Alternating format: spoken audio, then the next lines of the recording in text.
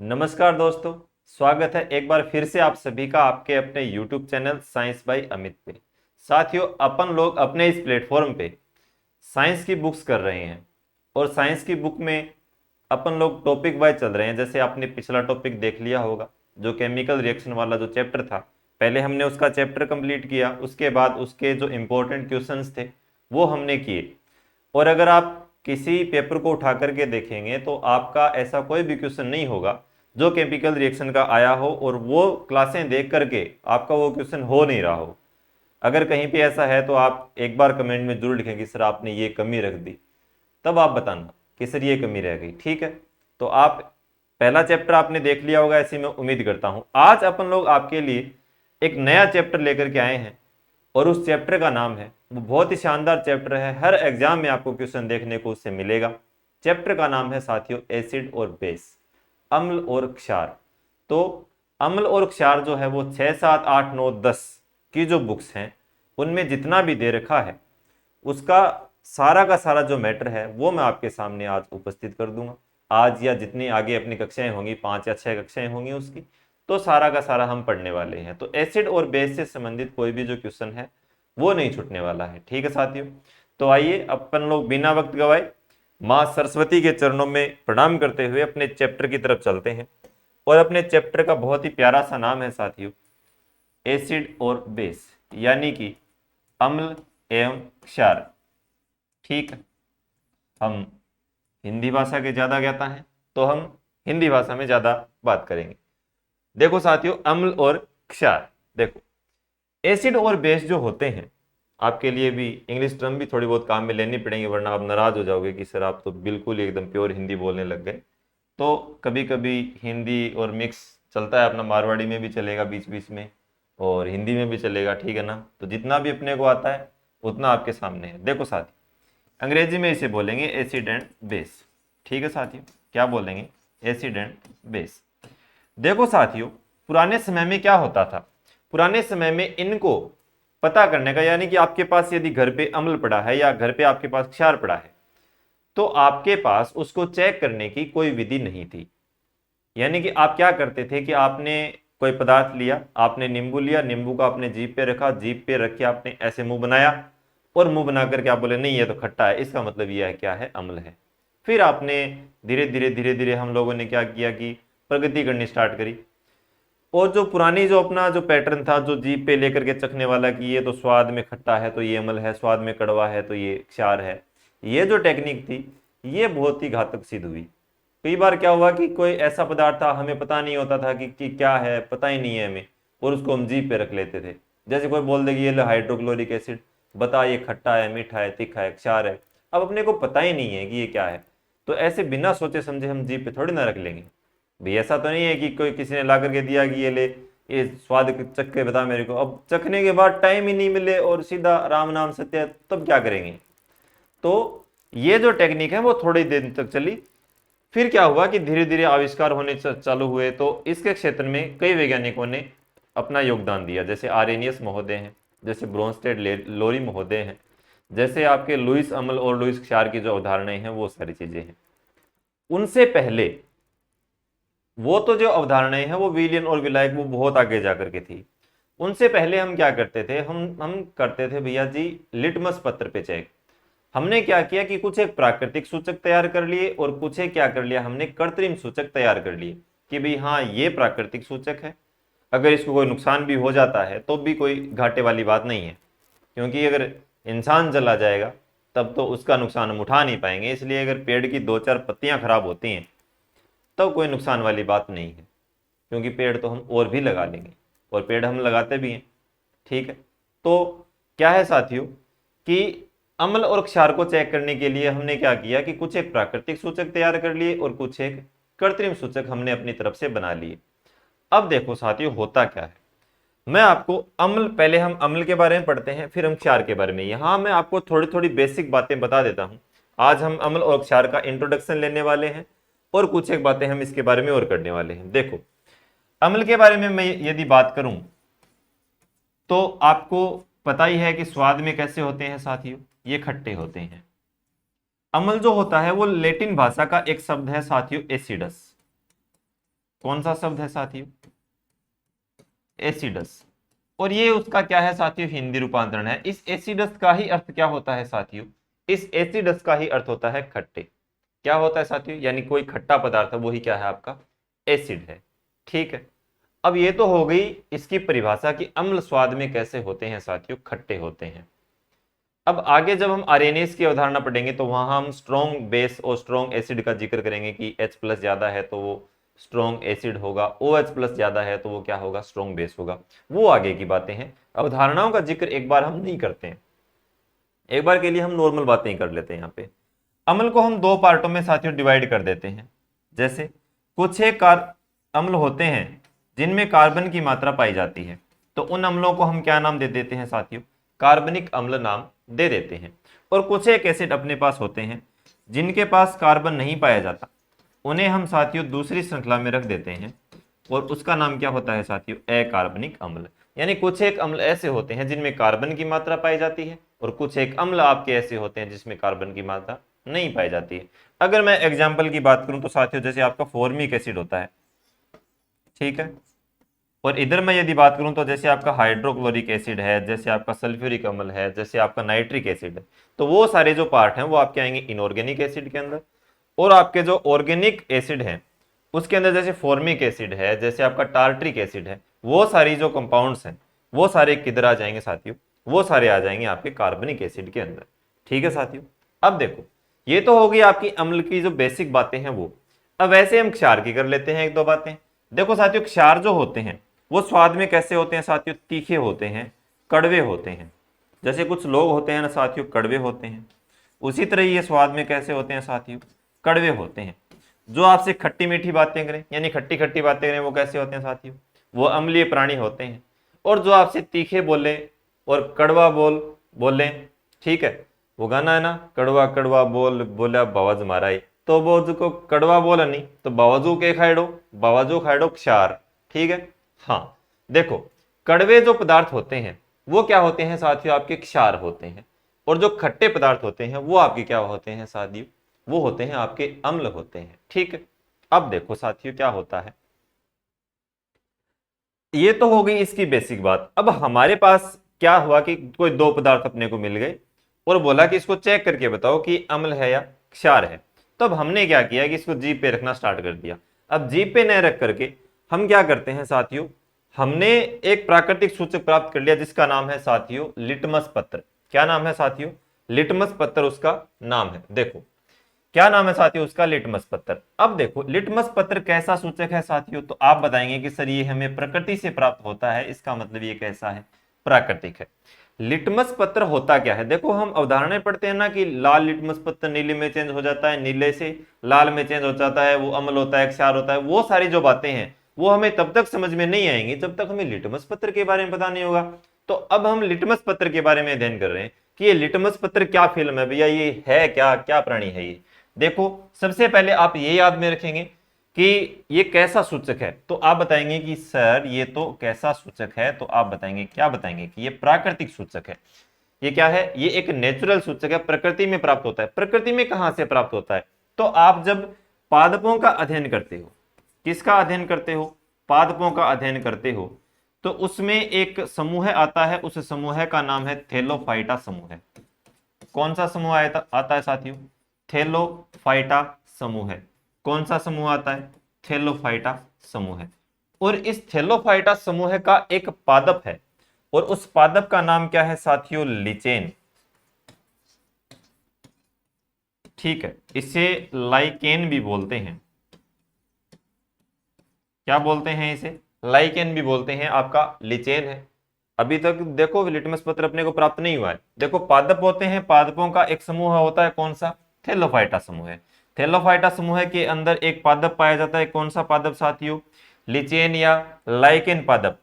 और ये जो लिचेन या लाइकेन पादप होता है, ठीक है, ये भी कौन सा होता है साथियों? ये होता है साथियों रोसेला नामक लाइकेन। कौन सा लाइकेन होता है ये लाइकेन होता है साथियों रोसेला नामक लाइकेन। रोसेला नामक लाइकेन से क्या प्राप्त होता है? हमें लिटमस पत्र प्राप्त होता है। लिटमस पत्र आपको दो तरीके से प्राप्त हो सकता है। या तो आपको लिटमस पत्र का विलयन मिल सकता है, यानी कि ये किस फॉर्म में हो सकता है, ये या तो लिक्विड फॉर्म में हो सकता है, द्रव अवस्था में ये हो सकता है, या फिर आपको ये कागज के रूप में मिलेगा।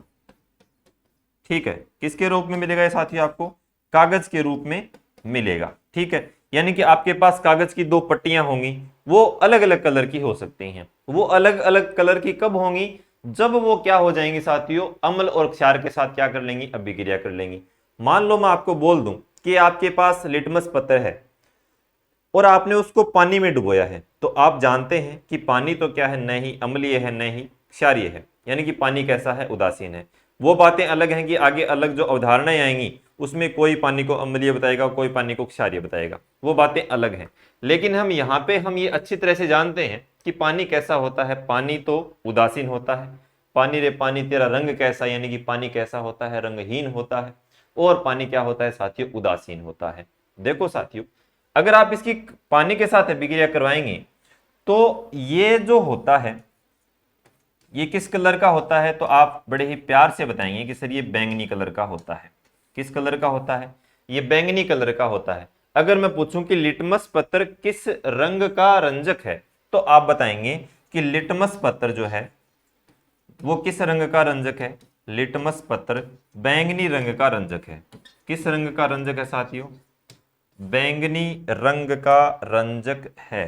ठीक, किस रंग का रंजक है साथियों, बैंगनी रंग का रंजक है। ठीक है ना, तो आप राइटिंग पे मत जाना कहीं ये बोल दो कि सर क्या लिख रहे हैं।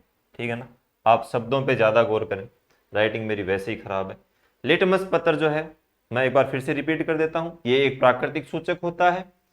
पादपों के अंदर जब आप जाते हैं तो ये थैलोफाइटा समूह है के लाइकेन नामक, और लाइकेन भी कौन सा, यानी कि रोसेला नामक लाइकेन से प्राप्त होता है। लिटमस पत्र बैंगनी रंग का रंजक होता है साथियों, और ये लिक्विड फॉर्म में या कागज की फॉर्म में हमें प्राप्त हो सकता है। ये है साथियों लिटमस पत्र। अब आपके सामने आप उसको किसी भी रंग में चेंज कर सकते हैं, आप उसको लाल बना सकते हैं, आप उसको बैंगनी बना सकते, बैंगनी तो खैर होता ही है, आप उसको नीले लिटमस पत्र में बदल सकते हैं, वो आगे की अभिक्रियाएं हैं अपनी। लेकिन आप इसका मूलतः रंग पूछें, इसका जो मेन कलर होता है साथियों वो होता है बैंगनी। साथियों यदि कहीं पे आपको तुक्का लगाना पड़ जाए ना कलर के मामले में, तो आप साइंस के अंदर बैंगनी रंग को ही ज्यादा काम मिले, क्योंकि बहुत जगह जैसे आपके हीमोग्लोबिन का जो रंग आता है वो भी कैसा होता है साथियों, बैंगनी रंग होता है। जैसे आप आयोडीन का कलर की बात करें, आयोडीन के विलयन के कलर की बात करें, वो भी कैसा होता है साथियों, बैंगनी कलर का होता है। यदि मैं बात करूं आपके लाल दवा का जो रंग है, लाल दवा का जो जलीय विलयन है, उसका कलर भी कैसा होता है साथियों, तो आप बताएंगे कि वो बैंगनी कलर होता है। ठीक है ना, तो बैंगनी रंग आपको ज्यादा काम में लेना है, मतलब ये ज्यादा यूज आता है। ऐसा नहीं है कि सबका रंग ही बैंगनी होता है, मैंने आपको दो तीन ऐसी उदाहरण बताए याद रखने के लिए। ठीक है साथियों, तो ये हो गया आपका लिटमस पत्र।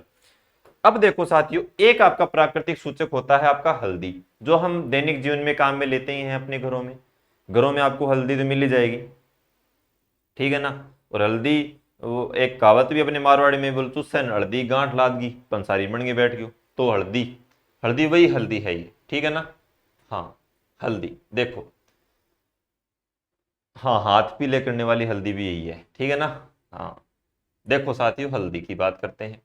हल्दी का आप क्या करते हो, हल्दी की आपने अभिक्रिया करवाई साथियों, किसके साथ, क्षार के साथ। किसके साथ अभिक्रिया करवाई, क्षार के साथ आपने अभिक्रिया करवाई। तो ये हल्दी जो होती है वो आपकी पीली थी, अब वो किस कलर में चेंज होगी साथियों, ये रेड कलर में चेंज हो जाती है। आप इसे डायरेक्ट याद रखेंगे कि हल्दी जो होती है वो क्षार के साथ अभिक्रिया करके, किसके साथ अभिक्रिया करके, क्षार के साथ अभिक्रिया करके किस रंग में चेंज हो जाती है, ये लाल रंग में चेंज हो जाती है।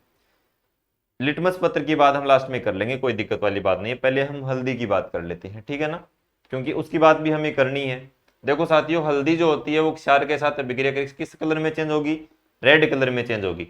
वही हल्दी की यदि मैं अभिक्रिया करवाऊं किसके साथ, अम्ल के साथ अभिक्रिया करवा दूं, तो ये साथियों कोई अभिक्रिया नहीं करती है। यानी कि देखो साथियों क्या होगा, हल्दी जो होती है, आप इस तरह से याद रखें कि आप खाना खा रहे थे और खाना खाते वक्त आपके कपड़ों के ऊपर सब्जी गिर गई। सब्जी में क्या होती है साथियों, हल्दी होती है। आपने कपड़े को धोना स्टार्ट किया, कपड़ा धोएंगे तो आप किससे धोएंगे, या तो आप साबुन से धोएंगे या आप अपमार्जक से धोएंगे। आपके पास साबुन ही उपलब्ध है, तो साबुन आपको पता है कि साबुन किस किस टाइप की होती है, तो आप बताएंगे कि साबुन कैसी होती है भैया, साबुन होती है भैया जी क्षारीय। तो जब आप उसको रगड़ रहे होंगे तो आप वहां पे देखेंगे, आप वहां पे क्या देखेंगे कि वहां पे एक लाल कलर का निर्माण हो रहा है, ठीक है ना। तो माता जी ये बोल सकते हैं छोरा एक खून का छांटा कठून लगाए ले, तो वो खून नहीं है, वो क्या थी, आपकी हल्दी थी, क्योंकि वहां पे क्या हो जाता है, रेड कलर का निर्माण हो जाता है। आप इसे घर में भी करके देख सकते हैं। सावधानी ये बरतें कि वो जो शर्ट है वो आपकी व्हाइट व्हाइट न हो, वरना वो खराब हो जाएगी, फिर आपको कहीं और से धुलवानी पड़ेगी। तो हल्दी जो होती है उसके ऊपर आपने क्या लगाया, कोई ना क्षारीय पदार्थ लगाया, किस प्रकार का, आपको थोड़ा सा क्या रंग दिखाई देगा, लाल रंग दिखाई देगा, ठीक है ना। और वहीं पे यदि मैं एसिड की बात करूं तो एसिड के साथ कोई अभिक्रिया नहीं दर्शाता। अब मैं बोल दूं कि आपके पास दही था, कोई क्वेश्चन आएगा, क्वेश्चन घूम के ऐसे ही तो आते हैं कि दही था, दही में क्या मिला दी मैंने, अब दही है तो दही क्या, अब दही किस कलर का है साथियों, भाई दही का तो कलर है नहीं वैसे, लेकिन देखो दही क्या है, एसिड फॉर्म में होता है, व्हाइट कलर का होता है और एसिड होता है। अब आपने हल्दी की इससे अभिक्रिया करवाई तो ये अम्ल था, तो ये क्या करेगा, कोई अभिक्रिया नहीं करेगा, यानी कि कोई अलग कलर ये नहीं देगा। अपना जो पीला कलर है वो तो देखो होता ही है इसका, वो तो नेचुरल है, लेकिन किसी और कलर में ये चेंज नहीं होगा। वहीं यदि मैं बात करूं कि इस हल्दी की क्रिया आपने किसके साथ करवा दी, मैं बोल दूं आपने कैल्शियम हाइड्रोक्साइड के साथ करवा दी, तो वहीं पे कौन सा कलर बन जाएगा साथियों, रेड कलर बन जाएगा। तो इस प्रकार से घूम के भी क्वेश्चन आ जाते हैं बहुत बार एग्जाम के अंदर, ठीक है ना। तो आपको ध्यान रखना है, ये जो एग्जाम्पल है, आप एग्जाम्पल कोई भी हो सकता है, दही की जगह आप कुछ और ले सकते हैं, वो एसिड और बेस में से कोई भी हो सकता है। जैसे आप HCl ले लो, ये भी एसिड होता है, जैसे आप H2SO4 ले लो, ये भी एसिड होता है। तो एसिड कोई भी हो, हल्दी कोई अभिक्रिया नहीं करेगी, अम्लों से इसे कोई लेना देना नहीं है। यानी कि ये मान लो कि हल्दी जो है वो खट्टा पदार्थ नहीं खाती है, ठीक है ना, हल्दी को खट्टा खाने वाले लोग पसंद ही नहीं है, तो ठीक है ना, तो ऐसे मान लो आप। और बाकी क्षार है, तीखे लोग पसंद है इसको, हल्दी, हल्दी खुद तीखी होती है, तो तीखे कौन होते हैं, क्षार होती हैं, तो तीखों के साथ मिलकर ये कैसे हो जाती है, और तीखे लोग मिलेंगे तो इसको गुस्सा आएगा, गुस्से में क्या हो जाएगी, ये लाल हो जाएगी, ठीक है। अपना अपना याद रखने का तरीका है, ओके। चलो आगे, एक है साथियों गुड़हल, गुड़हल के पत्ते, गुड़हल का पौधा होता है और उसके क्या है साथियों, पत्ते हैं। आपने क्या किया, अब गुड़हल तो एक क्या है, प्राकृतिक सूचक होता है, तो गुड़हल क्योंकि प्रकृति से प्राप्त होता है अपने को, भाई ऐसा थोड़ी है कि हम घर पे बना रहे हैं, गुड़हल प्रकृति में उगता है, हम उगाते हैं उसका पौधा। तो गुड़हल के जो पत्ते होते हैं, बेसिकली आप देखते हैं गुड़हल के जो फूल के जो पत्ते हैं, उनको आपने क्या किया, उनको आपने पानी के अंदर डाल दिया, पानी को हल्का सा आपने क्या किया, गर्म किया। तो हल्का सा जब आप इसे गर्म करोगे तो ये light pink colour, light pink colour, हल्का सा गुलाबी, अब वो वैसे छांटने मतलब लाइट पिंक, पर्पल पिंक, वो अलग अलग, वो तो देखो अपने बस की बात है नहीं, उसमें भी 100 प्रकार के कलर होते हैं, लेकिन हल्का गुलाबी आप डायरेक्ट इतना याद रखो, हल्का गुलाबी कैसा कलर होता है उसका, हल्का गुलाबी होता है। अब आपने क्या किया जी, यहाँ पे इसलिए लिखा है कि गुड़हल के पत्ते हैं, यानी गुड़हल के अंदर आपने क्या किया कि एसिड डाल दिया। आपने क्या डाल दिया, गुड़हल और एसिड के जब आप अभिक्रिया करवाएंगे तो ये जो गुलाबी रंग है भाई और गुलाबी हो जाएगा, यानी कि ये क्या हो जाएगा साथियों, गहरा गुलाबी हो जाएगा। वही क्योंकि देखो गुड़हल के पत्ते थे, खट्टे खट्टे खट्टे लोग लगे, तो ये क्या हुआ, इसने मुंह और ऐसे कर लिया अपना, ठीक है ना। लाइट पिंक था वो, तो खट्टा पदार्थ खाया तो क्या हो गया, और गुलाबी हो गया। वहीं पे यदि मैं बात करूं कि खट्टा पदार्थ नहीं, सॉरी, गुड़हल के जो पत्ते हैं वो किसके साथ मिल गए, तीखे लोग मिल गए इस बार से, तो ये तीखे लोगों को पाकर के कैसा हो गया साथियों, ये हरा हो गया। कैसा हो गया, ये हरा हो गया, ये तीखे लोगों की तलाश में था। तो गुड़हल के जो पत्ते हैं, तो गुड़हल के पत्ते वैसे भी कैसे होते हैं साथियों, ग्रीनी होते हैं, तो ये क्षारीय पदार्थ इसको मिल गया, तो देखो ये किस कलर में चेंज हो गया, हरे रंग में चेंज हो गया। ये फूल के पत्ते हैं यहाँ पे, ठीक है ना। गुड़हल की जो फूल की जो पंखुड़ियां होती हैं उनका विलयन होता है किस कलर का, लाइट पिंक का। तो गुड़हल ने एसिड के साथ अभिक्रिया करी, गहरा गुलाबी, गुड़हल ने क्षार के साथ अभिक्रिया करी, हरा रंग। ये क्वेश्चन जो है वो बहुत बार एग्जाम के अंदर पूछा हुआ है, डायरेक्ट 2-3 बार तो इतना ही पूछा हुआ है कि गुड़हल जो होता है प्राकृतिक सूचक है या कृत्रिम सूचक है, ठीक है ना। और अभी जो डी ग्रुप का एग्जाम भी चल रहा है ना, उसकी दृष्टि से भी ये इंपॉर्टेंट है, LDC का एग्जाम जो आगे होने वाला है उसकी दृष्टि से भी है, और रीड स्पेशल तो अपना चल ही रहा है, ठीक है ना। अब देखो आगे बच जाता है फिनोप्थेलिन और मेथिल ओरेन, ये अपने कृत्रिम सूचक हैं साथियों, ये हमने हाथों से बनाए हैं अपने, यानी कि मैंने तो नहीं बनाई लेकिन किसी और ने अपने हाथों से ही बनाए हैं, इसे कृत्रिम सूचक है, आर्टिफिशियल है। अगर आप फिनोप्थेलिन की अभिक्रिया क्या किससे करवाते हो साथियों, अगर आप फिनोप्थेलिन की अभिक्रिया करवाते हो NaOH के साथ। अब NaOH क्या है साथियों, आप बताएंगे सर सोडियम हाइड्रोक्साइड है, और ये क्या है साथियों, क्षार है। जब आपने फिनोल्फ्थेलिन की अभिक्रिया NaOH के साथ कराई, किस कलर का विलयन देगा ये आपको? गुलाबी रंग का विलयन देगा। किस रंग का विलयन देगा साथियों? गुलाबी रंग का विलयन देगा। जब आप मेथिल ऑरेंज की अभिक्रिया किससे करवाते हो? अम्ल के साथ करवाते हो। देखो साथियों, उधर हमने क्षार डाला है, उधर हमने क्या डाला है साथियों? अम्ल डाला है। तो ये किस कलर का हो जाएगा साथियों? ये हो जाएगा भैया जी लाल कलर का। किस रंग का हो जाएगा? ये लाल कलर का। तो आप इसका स्क्रीनशॉट ले सकते हो, शॉर्ट फॉर्म में लिखा हुआ है एकदम से। फिनोल्फ्थेलिन क्षार के साथ अभिक्रिया करेगा, pink colour. Methyl orange HCl यानी कि अम्लों के साथ, ये एक मैंने एग्जांपल लिखे यहाँ पे, आप कोई और ले सकते हैं। HCl की जगह आप H2SO4 ले लो, आप जैसे फॉर्मिक एसिड ले लो, टार्ट्रिक एसिड ले लो, कोई भी एसिड ले लो आप। उधर आप NaOH की जगह KOH ले लो, कोई भी अन्य क्षारीय पदार्थ आप ले सकते हैं। लेकिन वो कलर कैसा देगा साथियों? गुलाबी देगा। फिनोल्फ्थेलिन किस कलर का हो जाएगा? गुलाबी कलर का हो जाएगा। और यहाँ पे मेथिल ऑरेंज है तो पूरा विलयन किस कलर का हो जाएगा? रेड कलर का हो जाएगा। ठीक है साथियों, तो ये हो गई अपनी कुछ बातें। अब अपन लोग लिटमस पत्र की जो बातें हैं, जो अम्ल और क्षार से उसका रिलेशन है, वो पढ़ लेते हैं। देखो साथियों, अम्ल जो होते हैं, और अपन को पढ़ना है किसके बारे में? क्षार के बारे में। तो बेसिकली मेन क्वेश्चन अपना यही है। बाकी जो फिनोल्फ्थेलिन वाले हैं उनसे, फिनोल्फ्थेलिन वाला तो अभी पीछे पूछा ही गया था अपने उस रीट वाले में। देखो, अम्ल जो होता है वो क्या होता है साथियों? देखो, अम्ल नीले लिटमस पत्र को, एक लिटमस पत्र है उसका कलर कैसा है? नीला है।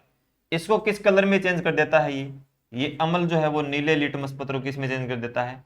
लाल में चेंज कर देता है। एक वैसे ट्रिक भी लिखी हुई होती है इसकी, अनिल से भी याद रख सकते हो आपसे, अनिल कपूर। ठीक है, ऐसे अम्ल, नी से नीला और ले से लाल। वैसे भी आप देखेंगे कि अम्ल खाए हुए इंसान की आंखें कैसी हो जाती हैं, तो आप बताएंगे सर लाल हो जाती हैं। तो एटलीस्ट लाल लास्ट में कैसा बनेगा? लाल ही बनेगा। देखो, क्षार जो होते हैं वो साथियों क्या करते हैं? लाल लिटमस पत्र को किस में चेंज कर देते हैं? ये नीले लिटमस पत्र में चेंज कर देते हैं। तो लाल को नीले में कौन बदल देगा साथियों? क्षार बदल देगा। और नीले को लाल में कौन चेंज कर देगा साथियों? आपका अम्ल कर देगा। ठीक है ना? तो लास्ट में रेड रिजल्ट आपको प्राप्त हो तो आंखें खाए हुए इंसान की आंखें, सॉरी, अम्ल खाए हुए इंसान की आंखें कैसी? लाल हो जाती हैं। तो लाल से याद रख लो, क्षार तीखे होते हैं तो लाल को क्या कर देंगे साथियों? वापस ब्लू में कन्वर्ट कर देंगे। तो आज की जो अपनी क्लास थी वो एसिड और बेस का जो परिचय था, जो नॉर्मल बातें थी उसकी वो थी। ये अपना आज का आधार है। आज का जो आधार है वो आगे की जो कक्षाएं हैं अपनी उनको सरल बना देगा। ठीक है साथियों, तो अपन लोग जल्द ही अगली कक्षा के अंदर मिलेंगे। अगली कक्षा के अंदर हम लोग जो अवधारणाएं हैं उनको लेकर के आएंगे, और जो अपना कार्बनिक अम्ल है, अकार्बनिक अम्ल है, वो सारी चीजें पढ़ेंगे। उसके बाद पीएच वैल्यू आ जाएगी अपनी। उसके बाद अपने पाठ्य पुस्तक के जो क्वेश्चन है और अन्य जो भी क्वेश्चन है आपके, वो सारे के सारे हम यहाँ पे डिस्कस करेंगे। आपके जितने भी डाउट्स हैं आप कमेंट बॉक्स में लिख सकते हैं। आज की क्लास आपको कैसी लगी, अच्छी बुरी भली जो भी है, वो आप कमेंट बॉक्स में लिख करके अवश्य हमें बताएं। अपनी पढ़ाई में मस्त रहें, स्वस्थ रहें, अपने स्वास्थ्य का ध्यान रखें। आपका स्वास्थ्य अगर सही होगा तो आप भी स्वस्थ होंगे। एक स्वस्थ शरीर के अंदर एक स्वस्थ मस्तिष्क का निवास रहता है, ये हम पढ़ते हैं, ये अपने लोग विज्ञान के अंदर सीखते भी हैं। तो आपका स्वस्थ रहना बहुत जरूरी है। आप हंसते रहें, मुस्कुराते रहें, आपकी जिंदगी में कोई गम नहीं होना चाहिए। ठीक है ना? अपनी पढ़ाई में मस्त रहें। मिलते हैं दोस्तों जल्दी ही अगली कक्षा के अंदर। तब तक जय हिंद, जय भारत।